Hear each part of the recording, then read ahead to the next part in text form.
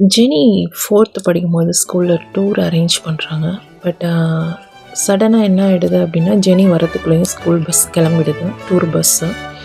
So அதனால் அந்த டூரை Jenny miss பண்ணிடுறாங்க.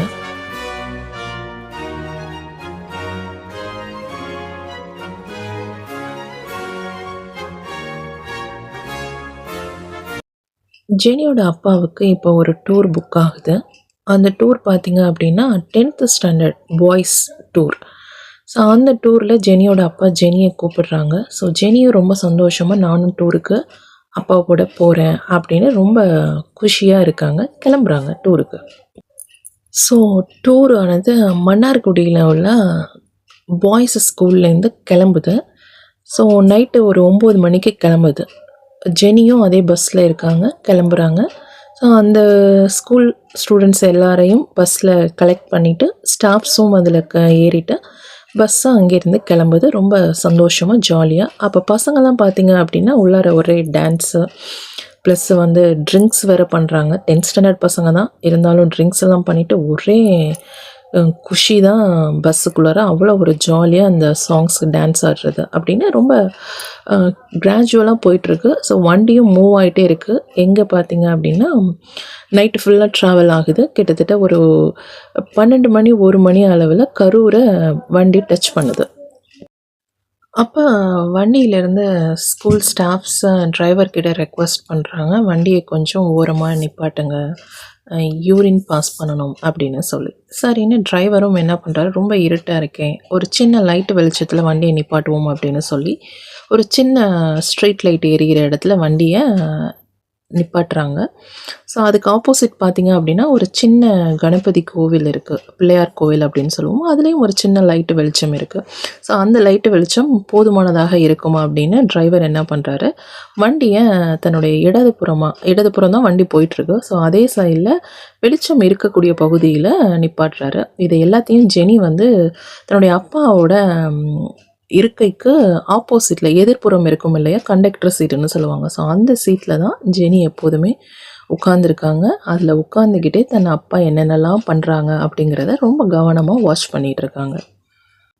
வண்டியிலேருந்து ஸ்டூடெண்ட்ஸ் ஸ்டாஃப்ஸு எல்லாமே அவங்களுடைய அந்த சிறுநீர் உபாதைக்கு இறங்கி போகிறாங்க. ஸோ அடுத்தது பார்த்திங்க அப்படின்னா அதில் பசங்க இருக்காங்க இல்லையா. ஸோ அதில் ஒரு பையன் மட்டும், அவன் பேர் மணிகண்டன்னு சொல்லுவாங்க. ஸோ அந்த பையன் பார்த்திங்க அப்படின்னா ரோடை க்ராஸ் பண்ணுறேன் அப்படிங்கிற நினப்பில் இருக்கான். ரோடை க்ராஸ் பண்ணி நான் போயிட்டு வரேன் அப்படின்னு சொல்கிறான். ஆனால் இதை ஸ்டாஃப்ஸும் அவனுடைய ஃப்ரெண்ட்ஸும் தடுத்து நிறுத்துகிறாங்க, போக வேண்டாம், நீ இந்த சைடே இரு அப்படின்னு சொல்கிறாங்க. ஆனால் இவன் அந்த பிள்ளையார் கோயில் இருக்கும் இல்லையா ஆப்போசிட், அந்த சைடு அவன் போகிறன்னு நினைக்கிறான். அந்த சமயம் பார்த்திங்க அப்படின்னா அந்த மணிகண்டன் கொஞ்சம் ட்ரிங்க்ஸ் எடுத்திருந்ததுனால அவனுடைய உடல் பார்த்திங்க அப்படின்னா கொஞ்சம் தள்ளாடுது, ரோட்டில் தடுமாறுறான்.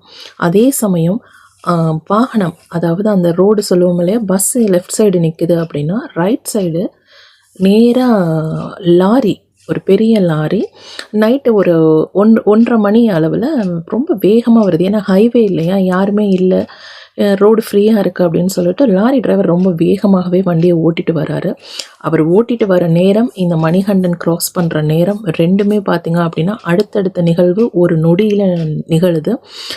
டமார்னு ஒரு சத்தம், பாம் வெடித்த மாதிரி ஒரு சத்தம் கேட்குது. அப்போ தான் ஜெனியினுடைய அப்பாவே திரும்பி பார்க்குறாரு. ஜெனியும் அதிர்ச்சியாக பார்க்குறாங்க.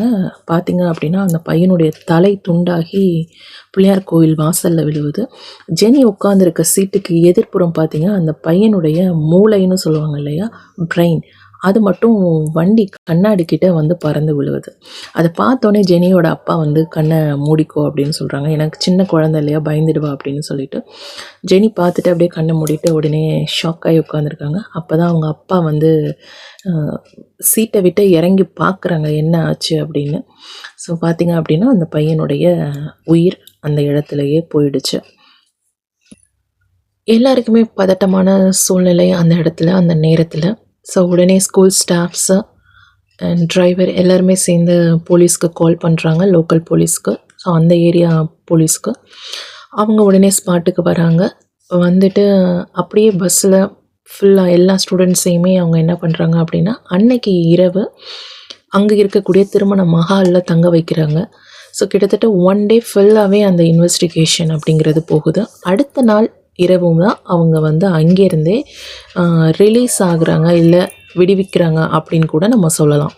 அதுக்கப்புறம் தான் அங்கே உள்ள மொத்த ஸ்டூடெண்ட்ஸும் டிரைவர் ப்ளஸ் ஜெனி எல்லாருமே சேர்ந்து அந்த இடத்த விட்டு வராங்க. ஏன்னா அந்த கேஸ் ஃபுல்லாகவே அவங்க முடித்து அந்த இடத்துல கொடுத்தாகணும் இல்லையா. ஒரு மிகப்பெரிய ஆக்சிடெண்ட் கேஸ் வேறு, டூர் கேஸ் வேறு இல்லையா. ஸோ அதனால் இன்வெஸ்டிகேஷன் ரொம்ப தீவிரமாகவே நடந்துகிட்டு இருந்துச்சு அந்த நேரத்தில். அந்த மண்டபத்தில் தங்கியிருக்கும் போது தான் அந்த 10th பசங்களும் ஸ்டாஃப்ஸும் ஜெனிக்கு ஃப்ரெண்ட் ஆகுறாங்க. ஸோ ஜெனி வந்து கொஞ்சம் லைட்டாக அவங்களுடைய பெயர் மட்டும்தான் அவங்கக்கிட்ட சொல்லி அறிமுகமாகறாங்க.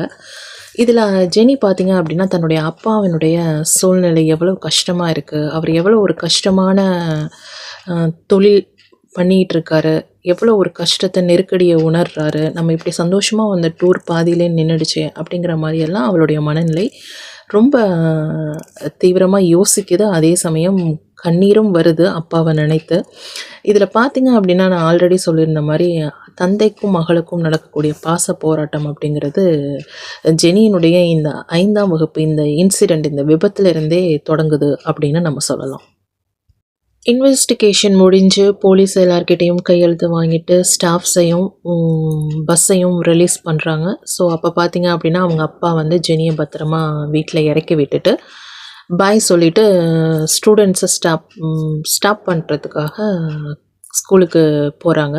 ஸோ அந்த டைம் பார்த்திங்க அப்படின்னா ஸ்கூல்லேருந்து இருக்கக்கூடிய மற்ற பாய்ஸு அந்த ஸ்டாஃபுங்க எல்லோரும் ஜெனிக்கு அவ்வளோ ஒரு ஆரவாரமாக பாய்னு சொல்கிறாங்க. ஒரு பெரிய ஒரு ரிலேட்டிவ்ஸ் கூட்டம் மாதிரி. ஸோ அதில் ஒரு முக்கியமான ஸ்டாஃப் என்ன பண்ணுறாரு அப்படின்னா ஜெனியை கூப்பிட்டு ஒரு சின்ன காம்ப்ளிமெண்ட்டு தான் கிட்டே இருக்கிற ஒரு 50 ருபீஸை வந்து ஜெனிக்கு கொடுக்குறாரு அன்பளிப்பாக. ஸோ ஜெனி வேணான்னு சொல்கிறாங்க. இருந்தாலும் வாங்கிக்கிட்டு அப்பா சொல்கிறாங்க சரி வாங்கிக்கோ அப்படின்னு சொல்கிறதுனால அப்பாவுடைய மரியாதைக்காக வாங்கிட்டு ரொம்ப நன்றி சார் அப்படின்னு சொல்லிட்டு எல்லாருக்கும் பாய் சொல்லிவிட்டு கிளம்புறாங்க அந்த பஸ்ஸை விட்டு.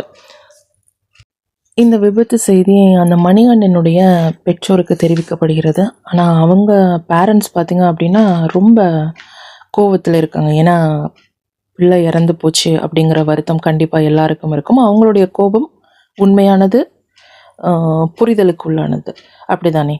ஆனால் அவங்க பண்ண தப்பு என்ன அப்படின்னா லாரி டிரைவர் விபத்தை ஏற்படுத்தினார். ஆனால் அவங்க அசம்ஷன் என்ன ஆயிடுச்சு அப்படின்னா டூரை அழைச்சிட்டு போன பஸ் டிரைவர் இவங்க தான் இந்த தப்பை பண்ணிட்டாங்க அப்படின்னா அவங்க அசம்ஷன் ஸ்கூல் மேலேயும் ஸ்டாஃப்ஸ் மேலேயும் ப்ளஸ் பஸ் ஓட்டிய டிரைவர் மேலேயும் தவறுதலாக நினைத்து விட்டார்கள்.